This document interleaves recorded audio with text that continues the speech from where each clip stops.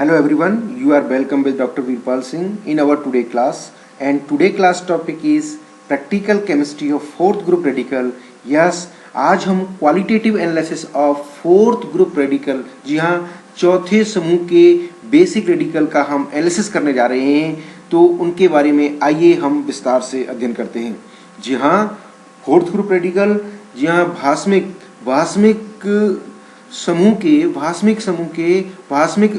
चौथे समूह के भास्मिक रेडिकल का भास्मिक मूलकों का अध्ययन करना है और उनको हम स्टेप और उनके कन्फर्मेटरी टेस्ट और उनमें जो प्रोसीजर एडॉप्ट करते हैं उसके बारे में हम विस्तार से अध्ययन करेंगे, ताकि प्रैक्टिकल में आने वाली लैब के अंदर प्रैक्टिकल करने में विद्यार्थियों को आने वाली समस्याओं से निजात पाई जा सके। Yes, qualitative analysis of basic radicals, test for fourth group radical. जी हाँ, आइए अध्ययन करते हैं विस्तार से। हम जानते हैं कि भास्मिक मूलकों की कुल 7 समूह हैं। जी हाँ, जिसमें कि 0 समूह इन्वॉल्व है, इसके साथ 6 समूह और हैं, कुल 7 समूह हो जाते हैं। इन 7 समूह में बहुत सारे बेसिक रेडिकल्स यहाँ पर भास्मिक मूलकों को रखा गया है। इन मूलकों का आसानी से परीक्षण किया जा सके, इसलिए इन्हें विभिन्न समूहों में विभक्त किया गया है और विभिन्न समूहों के लिए एक ग्रुप रिएजेंट भी निर्धारित किया गया है। जैसे 0 समूह के लिए तनु NaOH को ग्रुप रिएजेंट बनाया गया है और इसमें एक रेडिकल अमोनियम आयन को रखा गया है। इसी प्रकार से प्रथम समूह में ग्रुप रिएजेंट के रूप में तनु HCl को रखा गया है, तनु HCl अम्ल को रखा गया है और इसमें जो रेडिकल्स हैं, बेसिक रेडिकल्स हैं, वो है लेड, Ag और Hg। जी हाँ, इसी प्रकार से द्वितीय समूह के अंदर जो ग्रुप रिएजेंट है वो तनु HCl अम्ल की उपस्थिति में H2S गैस को रखा गया है, गैस को बनाया गया है और इसमें आने वाले जो रेडिकल्स हैं, बेसिक रेडिकल्स हैं, जो दूसरे समूह में आते हैं, वो हैं mercuric, lead, copper, bismuth, cadmium, arsenic, antimony और टिन। जी हाँ, इतने सारे दूसरे समूह में बेसिक रेडिकल आते हैं। इसी प्रकार से तीसरे समूह में थर्ड ग्रुप के अंदर जो ग्रुप रिएजेंट है वो है अमोनियम क्लोराइड की उपस्थिति में NaOH डालना। जी हाँ, और इसमें जो बेसिक रेडिकल लिए गए हैं वो है आयरन, एल्यूमिनियम और क्रोमियम। जी हाँ, और आज हम जो विस्तार से अध्ययन करने जा रहे हैं वो है चतुर्थ समूह, फोर्थ ग्रुप, जिसका कि ग्रुप रिएजेंट है अमोनियम हाइड्रोक्साइड की उपस्थिति में H2S गैस पास करना, यानी कि बेसिक मीडियम में H2S गैस, ये इसका ग्रुप रिएजेंट है। और जो रेडिकल हैं, यानी कि जो फोर्थ ग्रुप के जो बेसिक रेडिकल हैं वो हैं 4 और ए है जिंक +2, Mn+2, निकल +2 और कोबाल्ट +2। ये चारों रेडिकल हैं, ये फोर्थ ग्रुप में आते हैं और ये इसमें डिटेक्ट होते हैं और या इसमें ये प्रेसिपिटेट होते हैं सल्फाइड के रूप में, जिंक सल्फाइड, Mn सल्फाइड, निकल सल्फाइड और कोबाल्ट सल्फाइड, और ये चारों ही हैं, ये सल्फाइड के रूप में प्रेसिपिटेट होते हैं। तो आइए इस ग्रुप के बारे में और इन रेडिकलों के बारे में विस्तार से अध्ययन करते हैं। यानी फोर्थ ग्रुप के रेडिकल जिंक, मैग्नीज, निकल और कोबाल्ट हैं। ये सभी 2+ ऑक्सीडेशन स्टेज में होते हैं और ग्रुप रिएजेंट के रूप में अमोनियम हाइड्रोक्साइड के प्रेजेंस में H2S गैस होता है। तृतीय समूह के फिल्ट्रेट में H2S गैस पास की जाती है, तो यदि कोई अवक्षेप आता है तो चौथा समूह फोर्थ ग्रुप उपस्थित होता है और ये अवक्षेप ही, जिसको हम छानकर पृथक कर लेते हैं, आगे फोर्थ ग्रुप के रेडिकल की क्वालिटेटिव एनालिसिस के काम आता है। और ध्यान रखने की बात क्या है, वो जो कि बहुत महत्वपूर्ण है, अवक्षेप का रंग द्वारा फोर्थ समूह के मूलक विशेष की पहचान की कल्पना को यहीं से सुदृढ़ और मजबूती दी जाती है। जी हाँ, फोर्थ ग्रुप के ग्रुप रिएजेंट के साथ जो सल्फाइड के रूप में रेडिकल प्रेसिपिटेट होते हैं, इनका जो कलर है वो कलर से ही हम मूलक की उपस्थिति की कल्पना को मजबूती देते हैं। जी हाँ, यदि सफेद सलेटी यानी सफेद सलेटी कलर का अवक्षेप आता है तो जिंक सल्फाइड होगा और जिंक सल्फाइड में इसका मतलब है जिंक प्रेजेंट होगा, और काला अवक्षेप आता है कोबाल्ट, निकल सल्फाइड के रूप में होंगे। इसीलिए कोबाल्ट और निकल की उपस्थिति की कल्पना यहाँ से शुरू हो जाती है। और यदि बादामी रंग का अवक्षेप आता है तो Mn सल्फाइड, मैग्नीज सल्फाइड होता है, जिसकी वजह से कि बादामी रंग आता है और यहाँ से ही हम मैग्नीज की तरफ अपनी कल्पना करना शुरू कर देते हैं। और इस प्रकार से हम चौथे समूह को का जो प्रोसीजर अडेप्ट करते हैं उससे कुछ इस प्रकार से हमने डायग्रामेटिकली समझाने की कोशिश की है। यानी कि थर्ड समूह का जो फिल्ट्रेट है उसमें हम अमोनियम हाइड्रोक्साइड की प्रेजेंस में H2S गैस पास करते हैं तो अवक्षेप मिलता है, तो फोर्थ ग्रुप प्रेजेंट हो जाता है, अन्यथा फिफ्थ समूह के लिए काम आता है।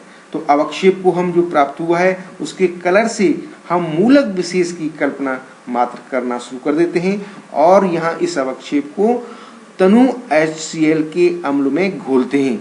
और यहाँ पर घोलने से यदि अवक्षेप यूं तो हमने प्रेसिपिटेट के कलर से ही अंदाज लगा लिया था, मगर यहाँ इसको कंफर्म करने के लिए हम उसको तनु HCl के अम्ल में घोलते हैं और यदि अवक्षेप घुल जाता है तो वो जिंक और Mn में से कोई भी होगा।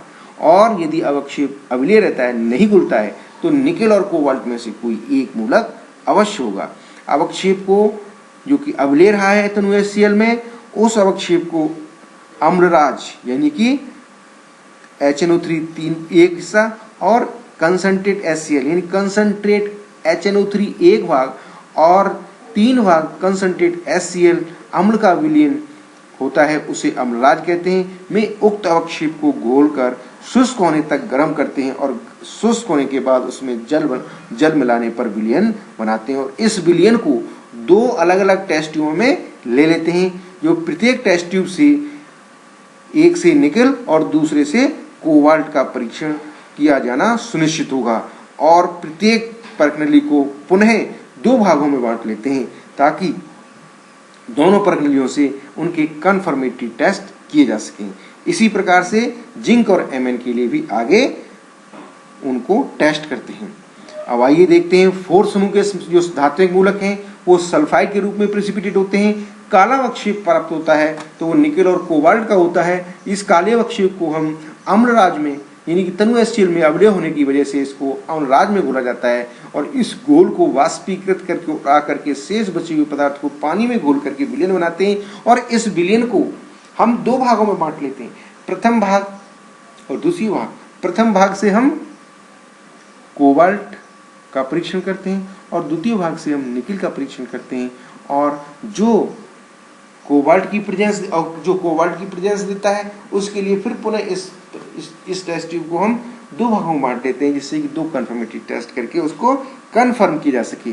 इसी प्रकार से स्लेटी अवक्षेप जो होता है वो तनु HCl में अवलेय होता है और इसमें NaOH आधिक्य में डालने पर इसका विलयन बन जाता है और इसको 2 भागों में बांट लेते हैं जो कि उनके कंफर्मेटरी टेस्ट के काम आता है। ये इसी प्रकार से Mn का जो बादामी कलर का अवक्षेप होता है वो गर्म करके उसमें से जो HCl में घुलनशील होता है और उसको हम H2S गैस को गर्म करके निकाल देते हैं। उसमें NaOH अधिक मात्रा में मिलाने पर अवक्षेप को तनु HNO3 में घोलकर 2 भागों में बांट लिया जाता है और प्रत्येक भाग से हम कंफर्मेटरी टेस्ट करते हैं। तो आइए यहाँ पर हम उक्त रेडिकल्स का कंफर्मेटरी परीक्षण करते हैं। कोबाल्ट का कंफर्मेटरी परीक्षण विलयन के भाग को हम 3 भागों में बांट लेते हैं और तीनों भागों से हम एक कंफर्मेटरी टेस्ट करते हैं। प्रथम भाग में ammonium hydroxide plus acetic acid plus potassium nitride डालते हैं तो पीला अवक्षेप प्राप्त होता है जो कि कोबाल्ट की उपस्थिति को कंफर्म कर देता है। द्वितीय भाग में अमोनियम थायोसाइनेट डालते हैं, अमोनियम थायोसाइनेट और एमिल अल्कोहल डालते हैं तो नीली परत बन जाती है जो कि कोबाल्ट +2 को निश्चित कर देता है। इसी प्रकार से तृतीय भाग में sodium bicarbonate plus bromine water डाल के गर्म करते हैं तो हरा अवक्षेप प्राप्त होता है जो कि कोबाल्ट +2 को सुनिश्चित करता है। इस प्रकार से उक्त कंफर्मेटरी टेस्टों के द्वारा ये कह सकते हैं कि दिए गए विलयन में दिए गए मिश्रण में कोबाल्ट +2 उपस्थित है।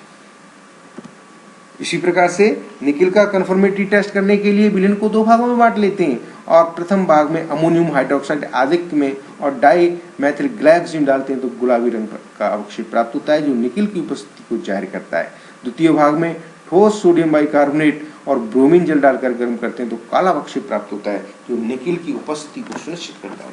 इस प्रकार से इन दोनों कंफर्मेटरी टेस्टों के आधार पर निकेल की उपस्थिति को कंफर्म किया जा सकता है। अब 2 जो रेडिकल बचे हैं Mn और जिंक, इनकी उपस्थिति के लिए, इनको कंफर्म करने के लिए हम यहाँ पर एक चार्ट के द्वारा बता रहे हैं कि जिंक और Mn जो प्रेसिपिटेट होते हैं उनको विलेन को उबालकर थोड़ा सोडियम हाइड्रोक्साइड डालते हैं तो पुनः अवक्षेप प्राप्त हो जाता है। इस अवक्षेप को NaOH के आधिक्य में घुलने की कोशिश करते हैं तो जो घुल जाता है वो जिंक संभावित या विलेन बना लेता है तो जिंक की संभावना बन जाती है, और नहीं घुलता है तो Mn की संभावना बन जाती है। तो जो विलेन बन गया है उसको दो भागों में बांट लो और उन दोनों भागों से जिंक की दो कन्फर्मेटरी टेस्ट कर लेते हैं। प्रथम भाग से एसिटिक एसिड डालकर उसमें पोटेशियम फेरोसाइनाइड का सॉल्यूशन डालते हैं तो श्वेत या हल्का नीला अवक्षेप प्राप्त होता है जो जिंक की उपस्थिति को निश्चित करता है। द्वितीय भाग में H2S गैस पास करने से श्वेत अवक्षेप प्राप्त होता है जो जिंक की उपस्थिति को सुनिश्चित करता है। इस प्रकार से इन दोनों कन्फर्मेटरी टेस्ट के द्वारा हम जिंक की उपस्थिति को सुनिश्चित कर देते हैं। इसी प्रकार से यहाँ पर Mn के लिए देखते हैं। जो Mn NaOH के आधिक्य में अवलीय था उसको हम तनु HNO3 के द्वारा की न्यूनतम मात्रा में घुलकर विलीन बनाते हैं और विलीन को दो भागों में बांट देते हैं। एक भाग में कंसंट्रेट HNO3 और लेड ऑक्साइड डालते हैं तो गुलाबी रंग आ जाता है जो Mn की उपस्थिति को कंफर्म कर देता है। इसी प्रकार से दूसरे भाग में सोडियम बिस्मुथेट डालने पर गुलाबी रंग मिल जाता है जो कि Mn की उपस्थिति को निश्चित कर देता है। उक्त दोनों कन्फर्मेटरी टेस्टों के द्वारा हम Mn+2 की उपस्थिति को सुनिश्चित कर सकते हैं। तो इसके साथ ही हमने चारों रेडिकल्स जो फोर्थ ग्रुप में चारों रेडिकल थे Zn Mn और निकेल और कोबाल्ट को हमने उनकी किस प्रकार से किस प्रोसीजर को अडॉप्ट करना है और उनकी कन्फर्मेटरी टेस्ट कौन कौन से होते हैं और कैसे उनको कंफर्म करते हैं ये हमने विस्तार से अध्ययन किया है। मगर इसके साथ साथ हमें इन लैब में जाने से पहले और इनके कन्फर्मेटरी टेस्ट करने से पहले हमें इन निर्देशों का पालन करना अति आवश्यक है। ये है H2S गैस विलीन में प्रभावित करनी चाहिए।